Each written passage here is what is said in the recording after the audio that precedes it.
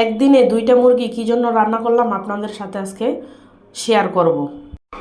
High বন্ধুরা, আসসালামু আলাইকুম। আমার এই নতুন ভিডিও আজকে থেকে আমি শুরু করলাম।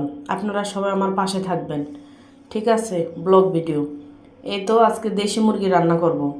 দেশি মুরগিটা অনেকে কি করে, গরম পানি করার পরে চুভানোর পরে আর কি করে, কিন্তু আমার একটা আপু এইভাবে শিখাইয়া দিছে যে আপনি শুধু গরম পানি না দিয়েও মুরগি পরিষ্কার করা যায়।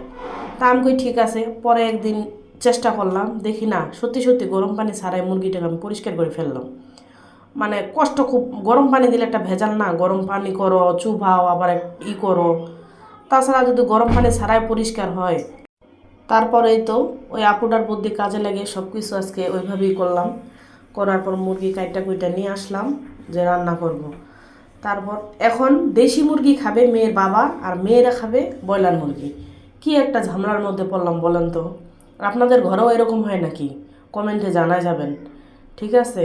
তারপর ওই দেশি মুরগিটা ওর বাবার জন্য একেবারে সব আলু দিয়ে একটু মাখা মাখা ঝোল করলাম, আর মেয়েদের জন্য একটা ব্রয়লার মুরগি আলাদা করে আবার আলু দিয়ে ঝোল করা লাগছে। কি একটা ঝামেলা আমাদের। মেয়েদের শরীর খারাপ থাক বা ভালো থাক, বাচ্চারা সেটা বুঝে না, বুঝছেন? বাচ্চারা বুঝে আম্মু আমরা শক্ত মুরগি খাবো না, এটা ওদের আবদার, ব্রয়লার মুরগি রান্না করে দাও। কয় আমরা ওই দেশি মুরগি খাবো না, ওইটা কীরকম দেখা যায়, পশম আছে। মানে ছোটো বাচ্চা তো, কারণ ওরা তো জন্মের পর থেকে ব্রয়লারই খায়, ওরা তো গ্রামে ওরকম যাওয়াও পড়ে না, দেশি মুরগি খাওয়াও পড়ে না। আমরা ঢাকা থাকি সেজন্য গ্রামে যখন যাই ঈদে কোরবানিতে তখন দেশি মুরগি খাওয়া পড়ে, তার আগে আর খাওয়া পড়ে না। কিন্তু এখন বাচ্চাদের কিভাবে বুঝাবো? তারপর ওর বাবা বলে যে থাক, ওদের একটা ব্রয়লার আইন না, ব্রয়লার মুরগি রান্না করে দাও। তারপর যেই কথা সেই কাজ শুরু করে দিলাম। একদিনে দুই মুরগি রান্না করলাম, বাবার জন্য আলাদা, মেয়েদের জন্য আলাদা। আজকে এত কিছু আয়োজন করতেছি কি জন্য আপনাদের কাছে সব শেয়ার করব। আমরা যে ফ্ল্যাটে থাকি ওই ফ্ল্যাটের এক আপু আজকে রাত্রে বলছি খিচুড়ি খাওয়ার জন্য। তখন ভাবতেছি শুধু খিচুড়ি তো আর দেওয়া যায় না, সাথে একটু করি। তাই গরুর মাংস কিন্তু সবাই কম বেশি খায়, দেশি মুরগিটা কিন্তু ঢাকা শহরের লোকের তেমন খাওয়া পড়ে না।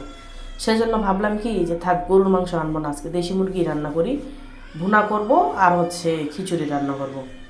সেই জন্য দেশি মুরগিটা ভালো করে করার পরে ভুনা করলাম, ভুনা করার পরে আর কি খিচুড়ি দিয়ে খাওয়ার জন্য বেগুন ভাজলাম, ভুনা খিচুড়ি করলাম, ব্রয়লার মুরগি রান্না করলাম, দেশি মুরগি রান্না করলাম।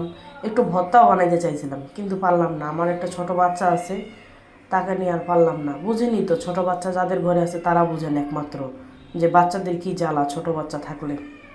ভিডিও বানানো, ছোট বাচ্চা সামলানো, এডিট করা, সব কিছু বুঝে না পুরা।